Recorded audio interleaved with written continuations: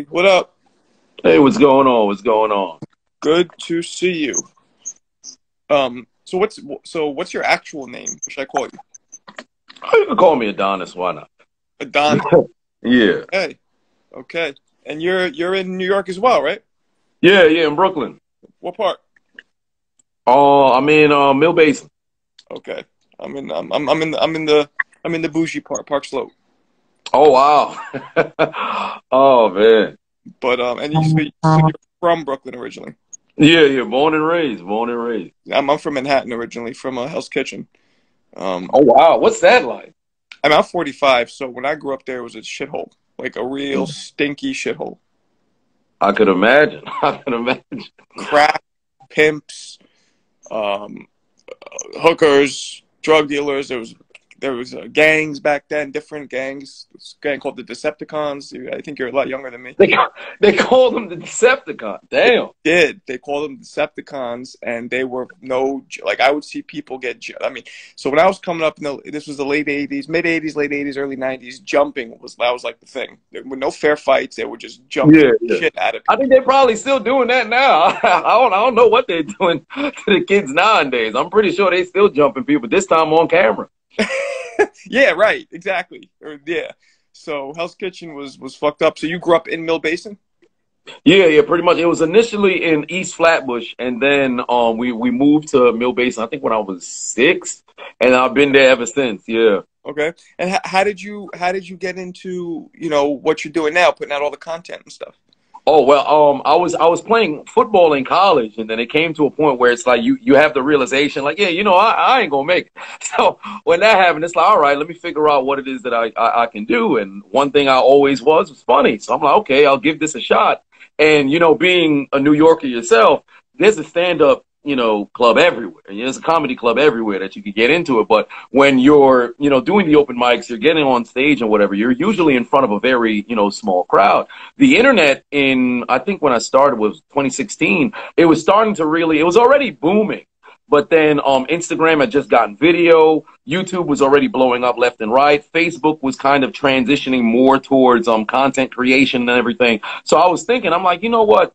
I don't want to be a hack, but at the same time, I don't want to miss out on, the opportunity to possibly take advantage of social media. So I just decided, hey, I'm going to rant. It was one day I was driving to the gym. I was caught in traffic, and I started ranting about how people couldn't drive in the rain. Very first hour of me posting that video, 1,000 views. I'm like, okay, let's see where this goes. And 6 years later, here I am.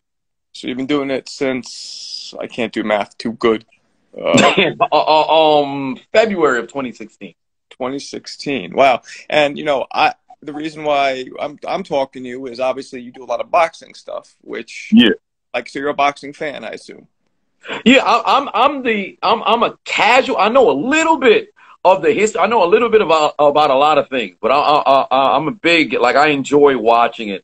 And moreover, just the compilations of people getting knocked out, but then the technique of how it ends up happening, I've always found that interesting, because somebody could be setting up a combination in the 4th round, they finally get you in the 11th, and you look at the person who got knocked out, like, how did you never see this coming? Yeah, I mean, have you ever boxed before? It's been just training. I've never actually gotten into the amateur, boxing. But I would love to go, step into a ring, because a lot of people, they're like, oh, you're always on the mic. Why don't you get in there? No, I have no problem with it. If I got knocked out, I'd be the first person to make a commentary video about it. That's true. It's rough, it's tough, but it's fun. I think everybody should try it at least one point in their life. I was an amateur and a former pro, not at a high level, but enough where I've been doing this since I was really young. So you also do other videos, right? You do other sports. You commentary basically. Is there anything that you specifically like to commentary on, or you just anything's fair game? Anything's fair game. Anything's fair game. I usually there's a lot of sports, because that's kind of happening, and what's not necessarily because it's trendy, but things that pique my interest, and I'll do a commentary video on it. But if there's a bunch of UFC knockouts or whatever, if I find it funny myself, then I'll say, all right, how can I twist this and make it work for me? Okay, so yeah, so it doesn't matter what it is as long as it grabs your attention. Yeah, pretty much, pretty much. So everything is fair game for me. I've done videos on everything under the sun.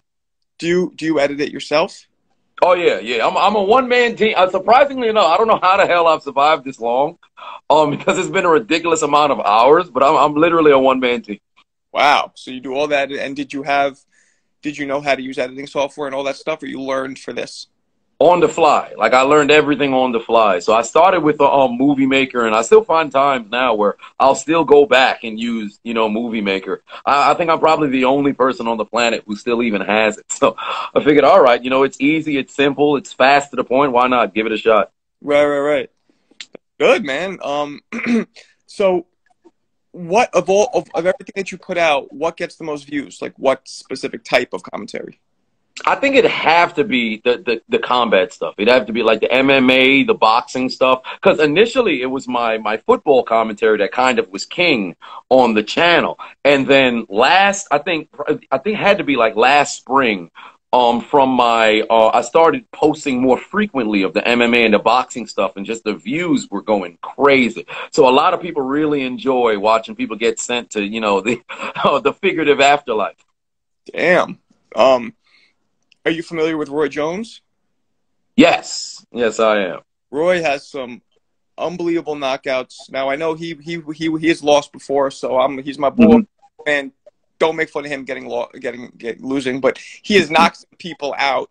And a matter of fact, I'll send you one. The guy goes down. It might have been one of the nastiest knockouts I've ever seen, and he looks like he's exercised. He goes, oh man, on the floor, almost like looks like he's a mummy. Like you unearthed a mummy and you unwrapped it and you're looking at his face. So I think that one you could lay some good tracks to.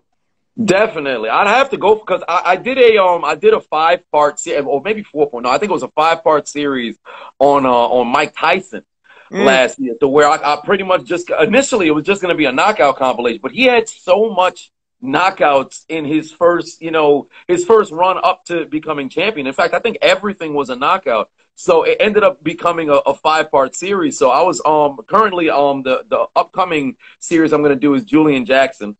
So I'm gonna get him. I just got to get those early fights. I got to get the footage of his early fights. It's hard to find.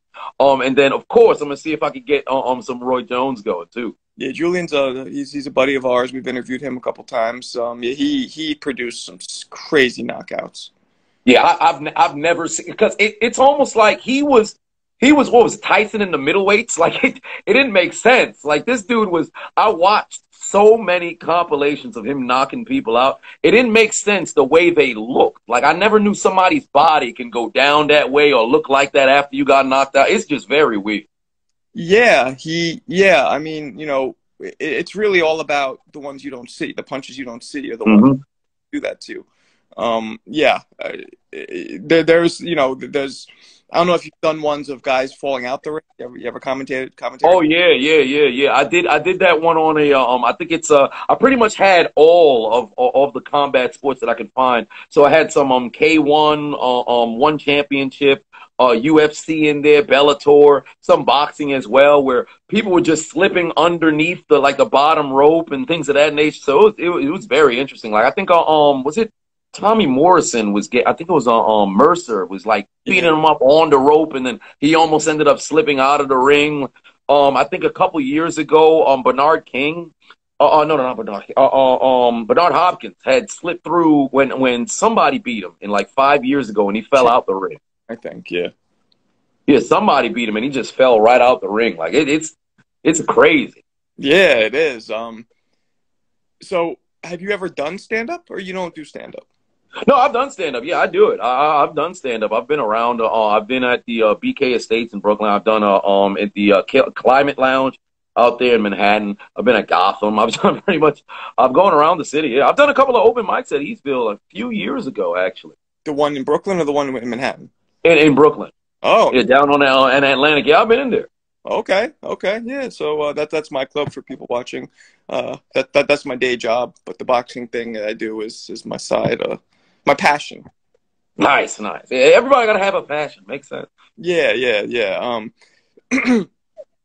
So as as the popularity with MMA is getting higher, do you feel like you get more views with MMA over boxing, or do you think the boxing still It trumps? varies. Like there'll be times in which an MMA video could really pop, and then there'll be other times where a boxing one can pop too, depending on, because I think in its totality, I've had more MMA videos I think reach 1 million than boxing. But I did have, I think it was a rookie boxer. I think what was his name? Was it Emmanuel Williams? Like it was his fourth fight. He was on television. I think it was ESPN boxing, and it looked like it was probably one of the worst debuts ever. That one had gotten to 1 million, and I also had a video on I compiled Michael Venom Page's career up to date of last year, and that one ended up getting 8 million on YouTube. So usually MMA will take #1, but then boxing is like right behind it. This is kind of all changing the subject, but so the name Chiseled Adonis. Yeah. How'd you come up with that name? I was in fourth grade. I was in fourth grade, and then I remember this girl, she had given me a compliment. She's like, "Oh, wow, you smell nice. You look cute." I'm like, "What? I never got this compliment when I was that young." So I went back to class. I put my feet up on the desk, and then I'll never forget my teacher, Miss Esposito. She had told me, "Oh, what you got your feet on the desk?" I'm like, "So-and-so, called me cute or whatever." She said, "You think you're some kind of Adonis?" Like, what the hell does that mean? She's like, "Oh, it's the god of beauty." So I said, "All right, I'll take that for my ego," and I held on to that until I got to high school, started playing football, and then my coach, Coach Marinello, when I started getting in shape, he said I was chiseled. So then I thought about it. I'm like, I'll put the two together. So then for 10 years, I've had the name, but then I never really, broadcasted it out until, I made the channel. I'm like, everybody has a stage name for something, so why not? We'll roll with it. Chiseled, yeah, because I couldn't tell, if you're just trying to be funny or maybe you really were. It used to be Diesel, I don't know. Or you are Diesel, I don't know. Yeah, a little bit. Yeah, a little bit. Big guy? 5'11". I'm 5'11". Okay, it's my height. All right. Yeah. Play football, you said, right? Yeah. Okay, and you played on your high school team? Yeah, high school and college. I played high school and college. What was it? Was it a D2, 3? What kind of college team was it?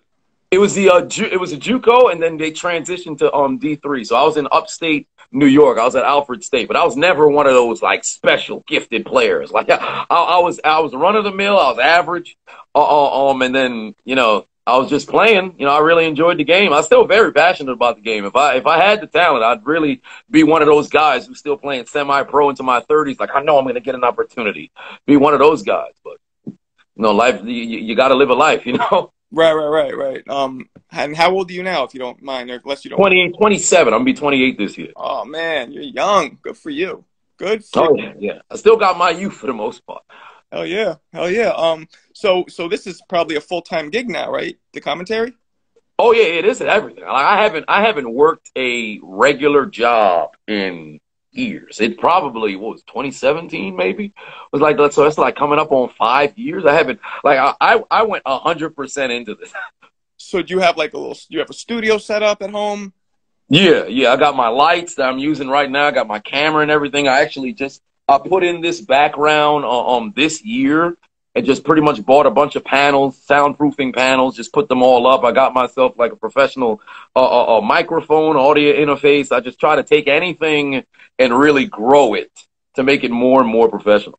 Wow. Okay. And then so you get up and you have your own kind of routine where you get up, you do like basically your own 9 to 5 kind of thing. You're doing it in the studio. Yeah, pretty much. Like I just wake up in the morning, I'll go to the gym. Once I get back into the house, it's just a matter of compiling first finding clips, compiling the clips, getting like the background audio of whatever it is that I want to use for just the music going through. Sometimes I'll take like this old Street Fighter theme, or I'll throw in like the X-Files theme, and then from that point it's just making the commentary and then uploading them to different sort of platforms and all of that stuff. So it really is a full-time job. Well, how does that work with using Street Fight, like using other people's themes? Don't they pull it off? Don't they ask you to remove it?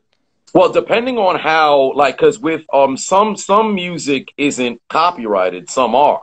So then it's like a matter of finding the ones that aren't. But if in the event that they were to say, hey, we'd like you to take this down, or they would whatever sort of monetization is connected to the video, they'd like to receive it, then, you know, by all means. Now, granted, YouTube has like fair use, but most times, especially when it comes to me, it never works out in my favor. So for me, it's more about like getting the exposure, putting it out, because the reason why I do it is I like to make myself laugh first. So if I find it funny, I find, you know, what it is I'm doing entertaining, I'll just put it out there, and then, you know, whatever the people feel about it, you know, they feel about it. But it's just finding like the theme, throwing it in there, and then if it gets flagged for copyright, then possibly I'll just go and change it. But then, you know, that's pretty much just a process. Wow. Okay. And then, do you enjoy finding the clips? Is that like an enjoyable part for you? Oh yeah, absolutely. Because I'll have a lot of people who send me clips that sometimes videos that I had already done, or maybe it'll just be a knockout. Like there was one that I saw the other day. I think this might have been MMA, where a guy got like two-piece and he was out on his feet, but when he was falling, it took him about 2.5 seconds for him to hit the ground. So it was a very slow kind of knockout situation. And although I want to do that knockout on its own, but there's so many other knockouts that happened over the course of the past 3 weeks. So I'm just going about, you know, finding the different videos. Now I'm compiling them all together to try to make like a 15-minute video and then put that out there. Was the Will Smith slap gold for you, or did you not? Because I checked briefly. I think you did one video on it, unless I'm wrong. Yeah, I did one. I pretty much, once it happened, I'm like, okay, this is interesting. And then I just waited because I knew he was going to have to put out some sort of apology, and his PR team was going to push him to put out the apology. So I just waited until the apology comes. Because the one thing I didn't want to do is like, you post the video and then there's kind of a cliffhanger of, did he apologize? Did he not apologize? So I just waited. But a lot of other, you know, comedians and YouTubers and a bunch of different pundits, they all got on it way before me. I think I was about 17 hours late, but I definitely had to do something about that. What was your thought on that? What was your thought about it? Did you think Will was wrong? What'd you think about that? Oh, I think he was absolutely wrong. I think he was absolutely wrong. Because, granted, you know, if you're a comic, you get on stage, especially if you're at the Oscar, you're busting balls. This is just what you do. And moreover, like the joke, it was like as Chris Rock said, it's a G.I. Jane joke. Like, and if you look at the reference, if you know, Demi Moore and G.I. Jane and everything, you looked at Jada, it makes sense. It's not as if he had malicious intent to say, hey, you're bald, I'm going to make fun of you and pick on you because you're bald. He'll make his joke. He'll move on with the rest of his day. But in the case of Will, it's a buildup of years upon years of just being bashed, whether it's social media or other people who's on television or whatever. So then that's probably what led to him snapping and then ultimately taking it out on Chris Rock. But for me, I found it to be very interesting that there was no immediate kind of consequence that was there, because 30 minutes later, you know, lead actor of the year. And then he's giving out a whole thank you speech and everything. And he apologizes to the Academy and his, cohorts that are inside of the audience, but nothing to Chris Rock. So it was crazy to me. To me, that speech, in my opinion, made him sound a little nuts. Like he starts talking about how Richard defended his family. And I'm like, why are you referencing a movie? Like, did you ever, this is real. What the fuck? You know what I mean? Yeah, it's like there's a delusion. He couldn't tell the difference between fantasy and reality. It was just so weird. It was weird, and my problem with it, my biggest problem with it was from my boxing background. I felt like it was for lack of a better phrase, a sucker slap. Yeah. You saw his energy, the way he walked up. His hands were down, his head was down. He didn't look like he was going to slap or do anything physical. Then out of nowhere, boom. And then on the follow through, he just walks away. Yeah, he just immediately turned and just left. He didn't even give Chris Rock an opportunity to respond. And what's so weird about me is these guys have a 30-year relationship. Now, granted, they may not be the best of friends, but they've at least, crossed paths numerous times. Chris Rock was on Fresh Prince for an episode, and then they've been at basketball games sitting courtside together multiple different times. So if you had an issue with what was said, you could have easily went up to him during the commercial break, after the show, maybe could have even went into like the break room or whatever, because you're Will Smith. If you'd like to take a bathroom break and go encounter Chris Rock, you can do that. This is something that could have happened over a conversation, but they immediately, get physical with somebody. It's so weird to me. It didn't make any sense to what would lead to that. Moreover, they had the angles of him laughing at the joke. Yeah, literally. And then she makes the face where like, nah, this isn't okay. And then he gets up, and Chris Rock handled it really well, I would say. Yeah, because he did stutter a bit when he had said I could have, and then he immediately like stopped himself because at that point you're giving everybody knows in comedy the person with the mic has the power. Right. So since that's the case, if Chris Rock wanted to double down, how bad would Will Smith look? Now you done walk back to your seat. You about to get up and come back on stage? That'd be hilarious. At that point, all of the leverage that you had is gone. At the same time, though, I feel like Kristen wants because nobody's stopping Will. So, and Will looked at that point crazy, in my opinion, like he was losing. Yeah. You know what I mean? Yeah, absolutely. You know what I mean? So that it's funny, but it was also just kind of fucked up. Mm-hmm. You know what I mean? For a lot of different reasons. I don't need to worry about people following suit. Mm-hmm. You know what I mean? Absolutely. Yeah.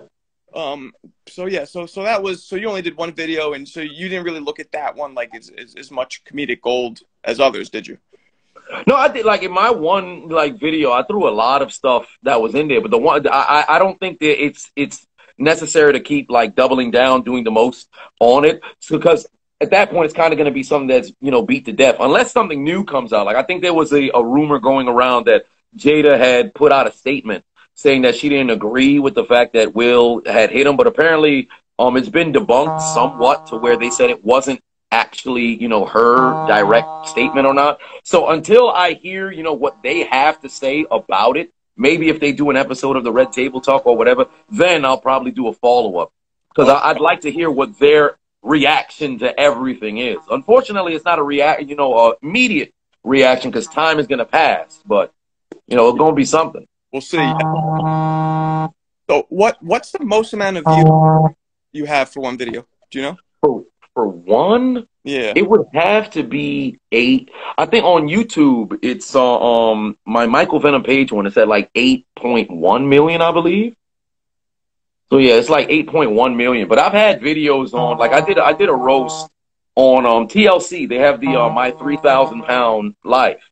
Okay. My 3,000 pound family. And I did a roast video 3 years ago. Actually 4 years ago. And that one blew up. I think across the internet, probably well over 100 million views. And yeah, that video, that's by far the most viral video I've ever had. And what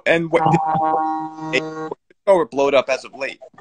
No, it blew up when I made the video. It had already got to, I think it was at 3 million within the first couple of days, and then it just started getting reshared everywhere. So it was on World Star, it was on Hip Hop Vines, it was all over the place. TikTok, it ended up over there, Twitter, it was pretty much everywhere. Wow. Have you ever heard from people you've pissed off who are in the videos? Oh yeah. A couple of the people who was in the video, they had reached out to me, a cousin of one of them was like, hey, you can't come down to Atlanta, we're gonna have problems. I'm like, oh, okay, all right. But what's so funny about that video was the only one, because I did three parts. So it was initially it was just the family roast, and then the very next day I did a video on one of the guys who was in there, because he was so big, the bottom of his stomach looked like it was another pair of testicles in his pants. You ever seen the people who tuck their stomach into their pants? So it looked like he was carrying groceries down there.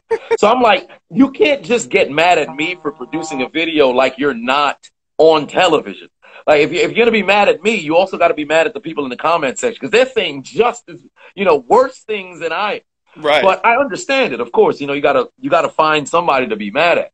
But I did another video on him, and he was losing the weight. And I think initially in that video when I had made it, he was down maybe 50-some, 70-some pounds. And then I found out the whole family had lost weight. So then 3 days later, I did a video on the whole family losing weight. But for whatever reason, the initial roast was the most viral. The other 2 videos had reached over 1 million, but the initial roast is the one that's all over the place. I don't know what's buzzing over there, but something's buzzing. I'm sure you hear it. Is that on your end? Yeah, yeah. Somebody Okay. was calling Oh, me. okay. Um, so I guess what you do kind of is roasting, huh? Yeah, yeah. There's a lot of roast insult comedy that's in there too. So what's the end game? Like, would you want to end up being a writer, a stand-up comic? Like what? Or are you just happy where you're at now? Like you want to do this? Oh, the end game has always been, stand up. But the only reason why I had even been on the internet, because initially I wasn't even on social media at all. I was on Facebook when I had graduated from high school. I was on there when I was in high school and then infancy of college. But then I got off because I was like, I have no real reason to really care, what's going on, outside of, my own bubble or whatever. But then I'm only on social media because it can build the demand for me. Because in the stand-up game, you know yourself, being inside of it, owning a club, how tough it is to try to get that exposure. So if you get on social media, you build your own following.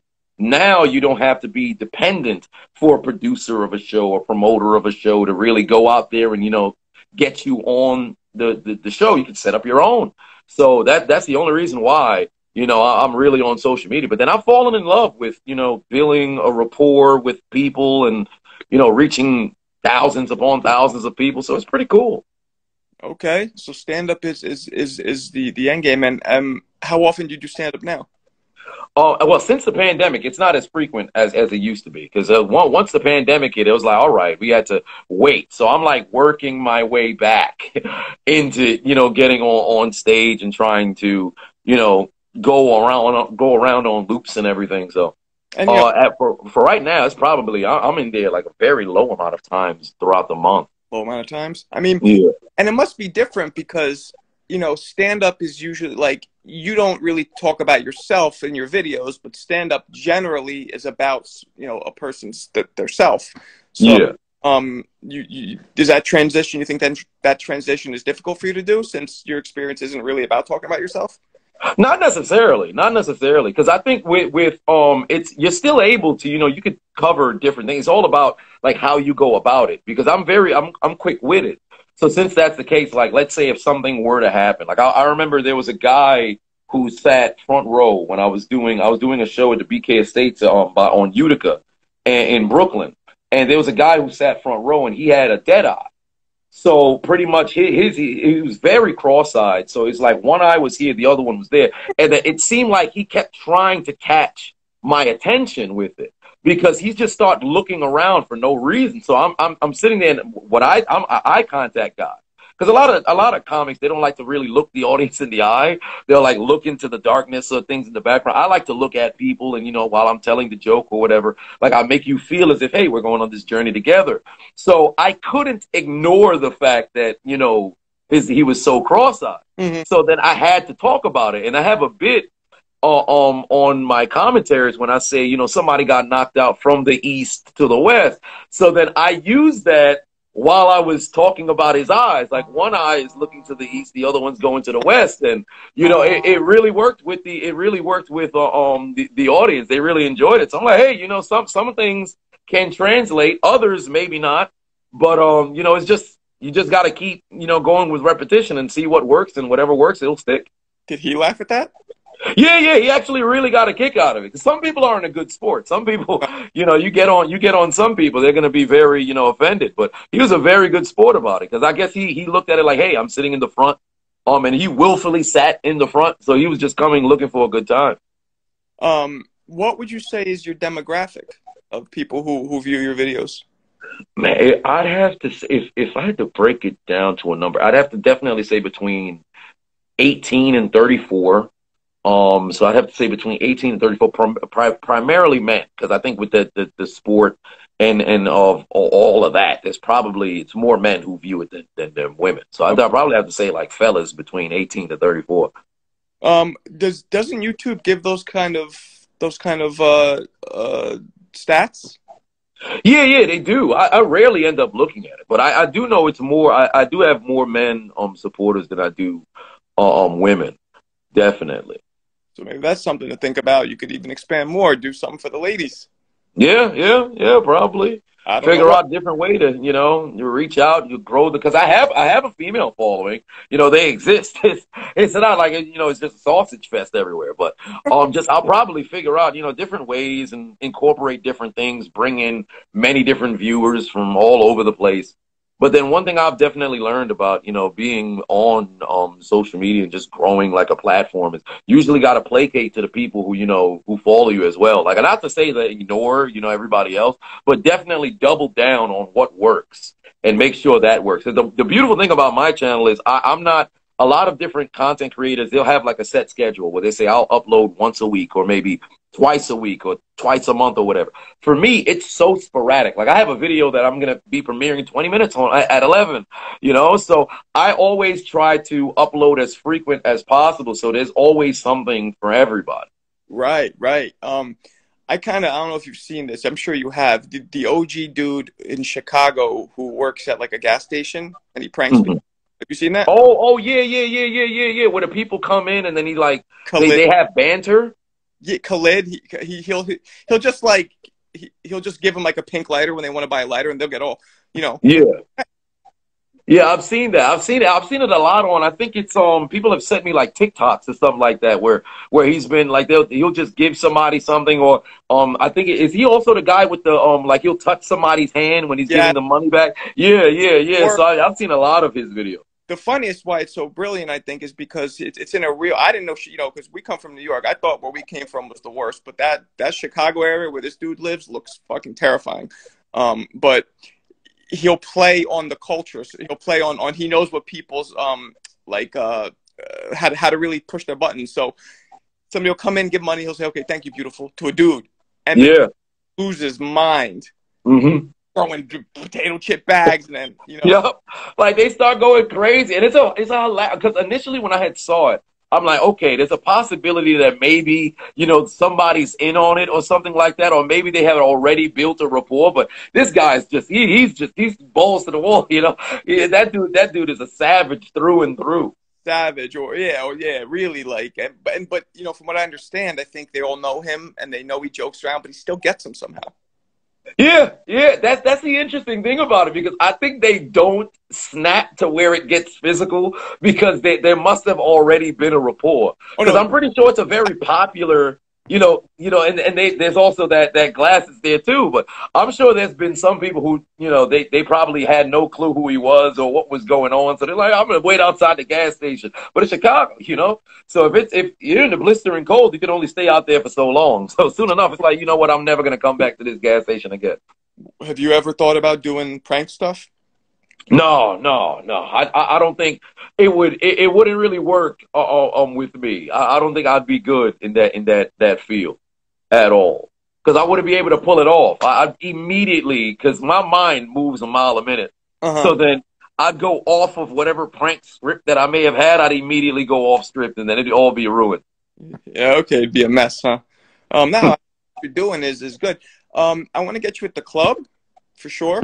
We'll talk offline. We'll talk. I want to do something together, collaborate something boxing wise, but definitely get you at the club if you're still doing stand up, which you Oh are. yeah, for sure. Yeah, man. It was good talking to you. I know you said you had to go around now, so I'm gonna let you go. But it was good talking to you, and let's do it again. Maybe we could analyze.